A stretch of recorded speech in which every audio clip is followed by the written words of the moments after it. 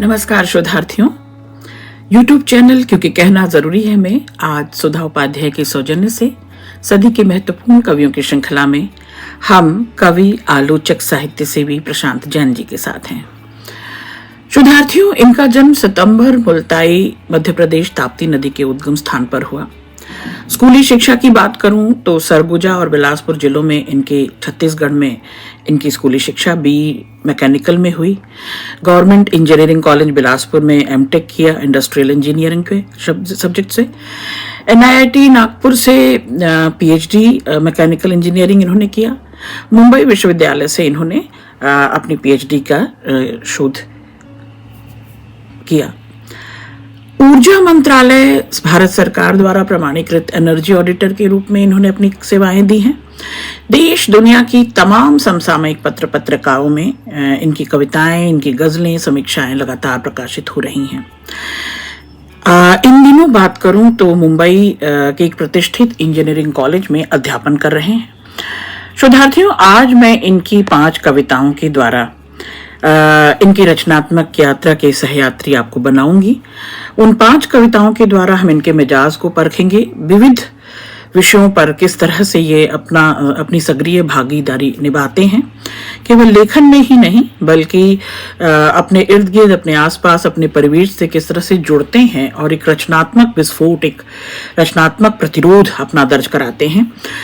तो शोधार्थियों, ज्यादा समय न लेते हुए हम उन 5 कविताओं के द्वारा प्रशांत जैन जी के रचनात्मकता, सृजनात्मकता की यात्रा करेंगे और जो कुछ मुझसे बन पड़ेगा आकलन करती जाऊंगी। राजनीति हो, अपना इर्द गिर्द समाज हो, परिवेश हो, पर्यावरण हो, इतिहास हो, वर्तमान हो, भविष्य हो, सब पर प्रशांत जैन जी ने कलम चलाई है। पहली कविता सूरज, चांद और नेता कितनी कंटेम्पररी है। मैं कविता पढ़ूंगी और उसके साथ आप रिलेट कीजिएगा। अभी अभी दिल्ली विधानसभा के चुनाव गुजरे हैं और आपने अपने आसपास की आपद स्थितियों को और उन चुनावी मौसम को, उनमें रंगे चुंगे लोगों को जिस तरह से देखा है वो आप उससे कनेक्ट कर सकेंगे। सूरज, चांद और नेता। उगता है सूरज रोज सुबह चुपचाप बिना किसी गाजे बाजे के, जैसे कोई पिता उठता है हौले से रोजी पर जाने के लिए, या उठती है कोई माँ धीमे से कि खुल न जाए बच्चे की नींद कि उसे बनानी है रोटी पति के लिए। सूरज को नहीं कोई अहंकार कि पृथ्वी को है उसकी दरकार। रोशनी के लिए चांद भी जब उगता है नहीं होता कोई शोर शराबा। जब होती है खबर आसमान में उसकी मौजूदगी की, हो चुके होते हैं तब तक चांदनी में सराबोर गांव शहर तमाम। चांद को भी नहीं है अहंकार, चांद को भी नहीं अहंकार कि पृथ्वी को है उसकी दरकार चांदनी के लिए, मगर खूब है लोकतंत्र। अब आप देखें, ये पंचिंग लाइन है, ये पंच है। ये कविता की कुंजी है, यहीं से कविता पूरी खुलती है। मगर खूब है लोकतंत्र की आता है जब एक नेता बरसों बाद अपने क्षेत्र में आती है सबसे पहले चीखती हुई पायलट कार, फिर गाड़ियों का काफिला, लाठियां भांजती सुरक्षा और दर्जनों उपकृत पत्रकार। तिस पर भी वह देता नहीं एक किरण भी आशा या विश्वास की। तिस पर भी वह देता नहीं एक किरण भी आशा और विश्वास की। उल्टे फैला जाता है भेद और घृणा का अंधेरा जहरीली तकरीरों से। आप देखिए, चांद, सूरज और नेता। सूरज, चांद और नेता को जब उन्होंने उसके अंतर संबंधों को देखने की कोशिश की और ये उगते हैं अपने समय पर। सूरज पूरी दुनिया को उर्वर बनाने के लिए, हरियाली से भर देने के लिए, आशा और उम्मीद से, फर्टिलिटी से भर देने के लिए, पूरी दुनिया में रोशनी, ताजगी बिखेरने के लिए, ऊर्जा देने के लिए। चांद आशा, उम्मीद, मधुरता, मिठास, ठंडक, शीतलता देने के लिए।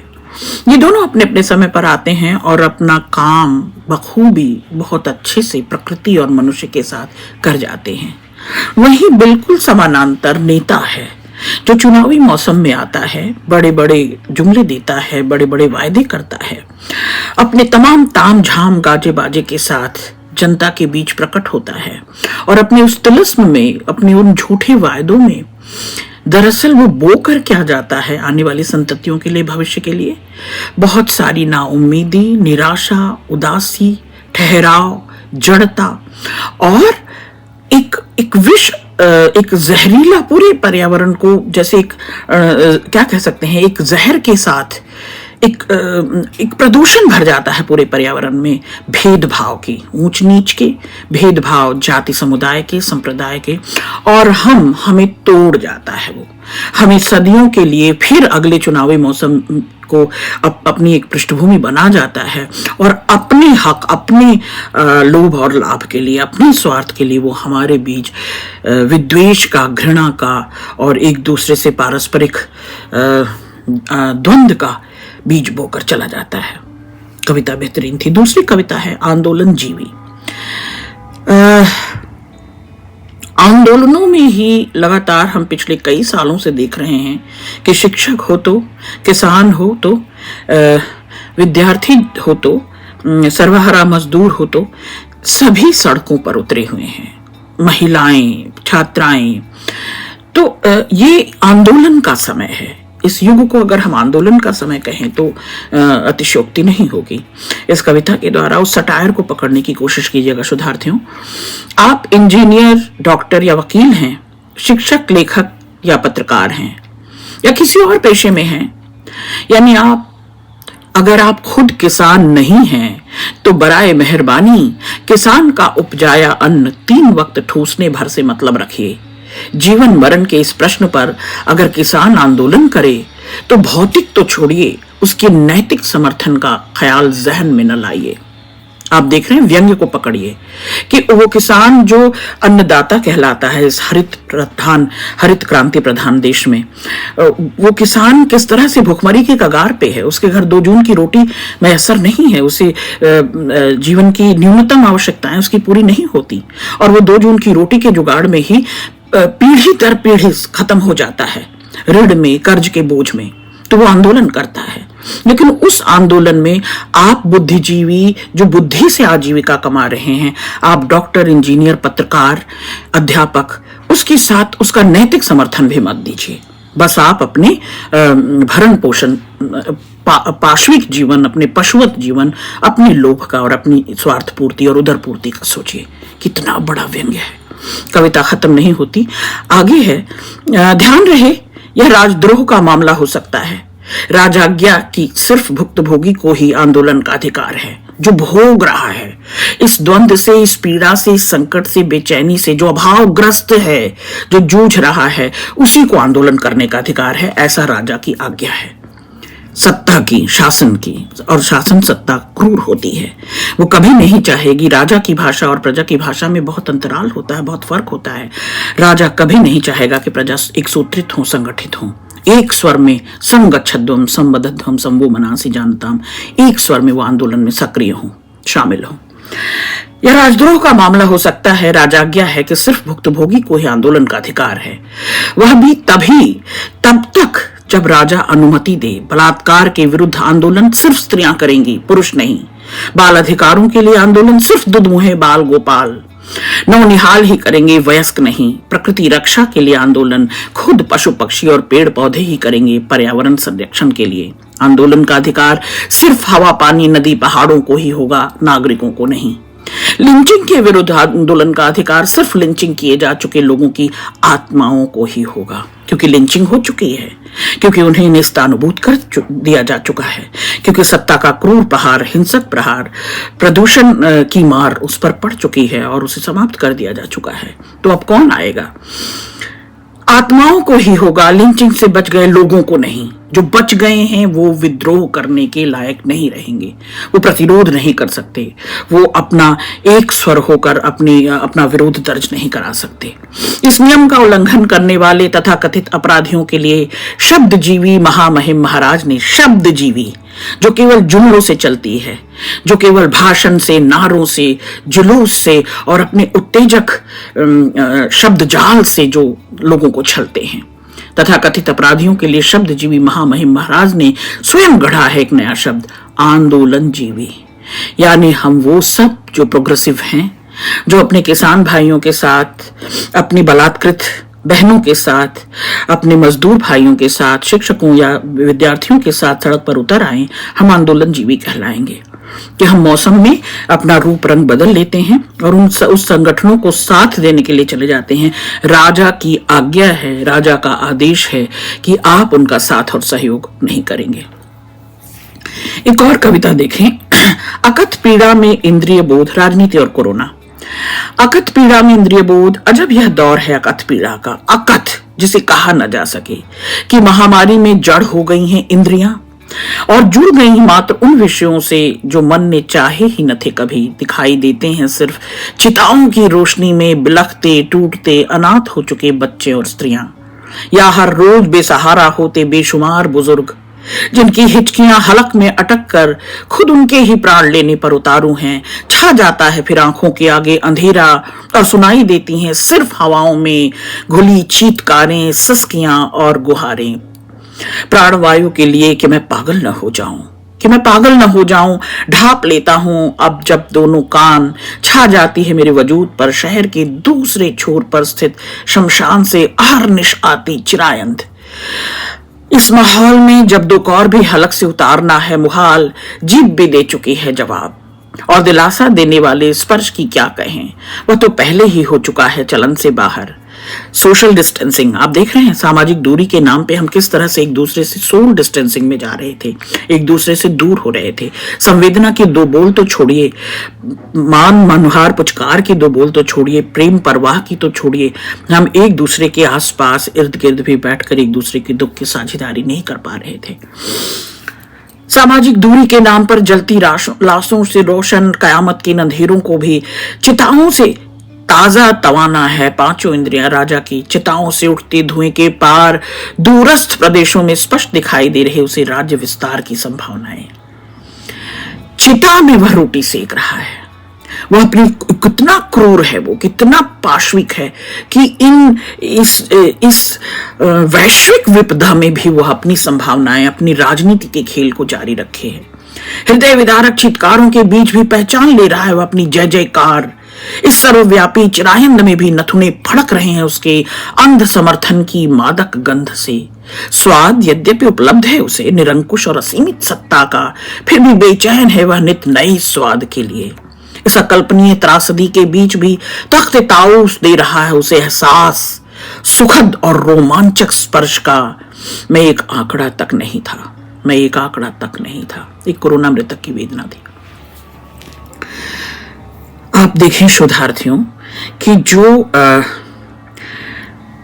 जो सत्ता पर काबिज है, जो वर्चस्व की राजनीति करता है, जो मठाधीशी करता है, ये रसूखदार ताकतवर लोग वैश्विक आपदा विपदा में भी, संवेदनहीन दौर में भी, इस पीड़ा और बेचैनी में भी मनुष्य के साथ नहीं थे, मानवता के साथ नहीं थे।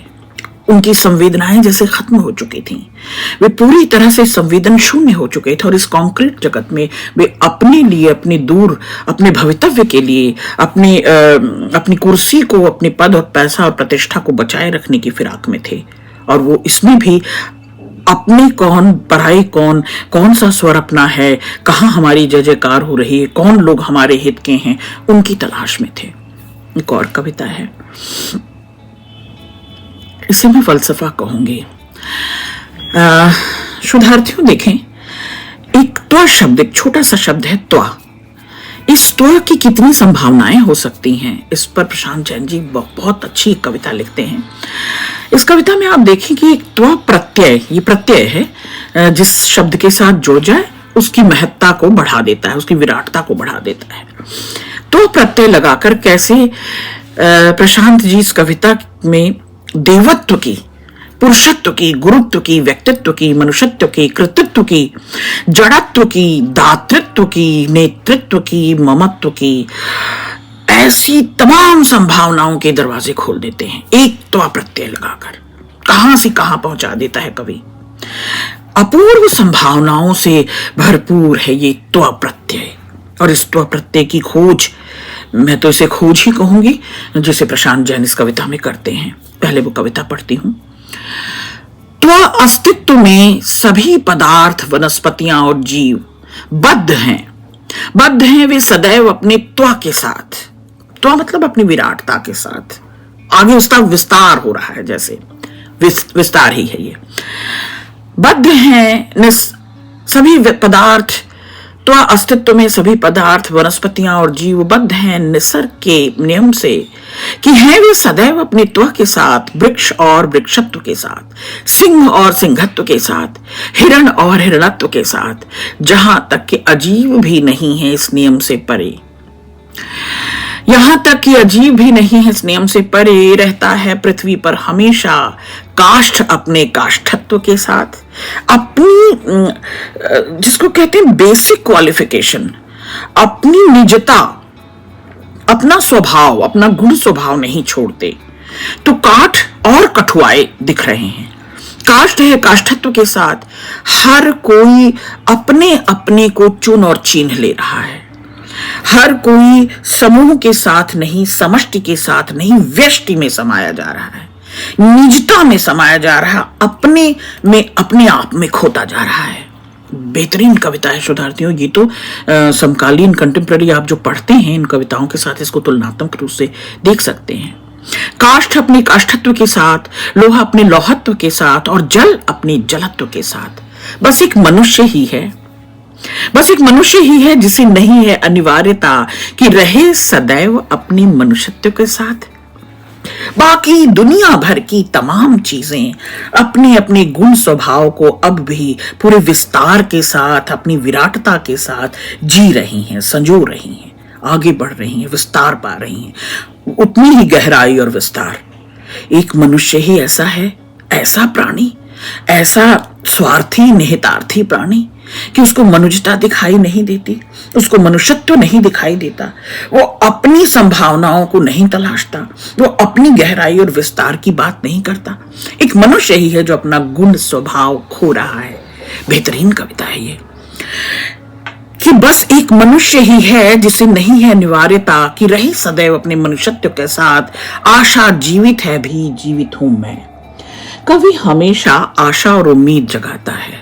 एक कवि, प्रगतिशील कवि, अपनी समसामयिकता को दिखाता है, अपने इर्द गिर्द की पहचान कराता है, यथास्थितियों से भी आपकी पहचान कराता है, शिनाख्त करता है, क्योंकि उस जड़ता को हमें तोड़ना है, उन यथास्थितियों से अब उबरना है हमें। तो उस जड़ता को तोड़ने के लिए उस जड़ता को जानना बहुत जरूरी है, उस पीड़ा को, उस दुर्गंध को जानना बहुत जरूरी है, जिसे दूर करना है। तो प्रशांत जैन जी बड़े सचेत हैं इसमें। वो उसकी शिनाख्त करते हैं, उसकी पहचान करते हैं और कहते हैं कि एक मनुष्य ही इतना लोभी और निहितार्थी और स्वार्थी प्राणी हो गया है, इतना संवेदन शून्य हो गया है कि वह अपना गुण स्वभाव छोड़ रहा है। वही ये मनुष्यत्व के साथ नहीं है। बाकी दुनिया भर की तमाम चीजें अपनी विराटता, अपने विस्तार और अपने गुण स्वभाव को नहीं छोड़ते।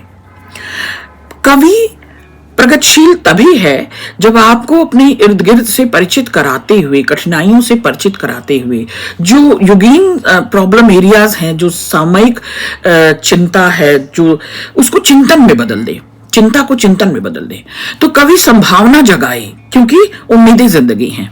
तो कवि निराश न करे, आपको आस की एक डोर थमा दे, और यहाँ आस की डोर प्रशांत जैन थमाते हैं। आशा जीवित है, अभी जीवित हूं मैं, जीवित ही नहीं बल्कि चलता चला जा रहा हूं, चरैवेती अविराम, बिना रुके हुए, बिना विराम लिए, बिना विश्राम किए, अथक, निरंतर, सतत चलता जा रहा हूं। इसलिए मैं इन्हें सतत कवि कह रही हूं कि केवल नए और गए नहीं कहा जा सकता, ये कंटिन्यूटी में है, ये लगातार अपनी कविताओं के साथ अपना सचेतन चिंतन जारी रख रहे हैं। आशा जीवित है भी जीवित हूं मैं, जीवित ही नहीं बल्कि चलता जा रहा हूं विराम, कि आशा जीवित है भी जैसे अमावस की रात भी बिंदुवत ही सही, चमकते हैं अंधेरे आकाश में अनगिनत तारे, जैसे अंधेरी झाड़ियों और जंगलों में दीप्त होते हैं अनगिनत जुगनू, जैसे कुएं की जगत पत्थरों की दरार से झांकता है पीपल का बिरवा।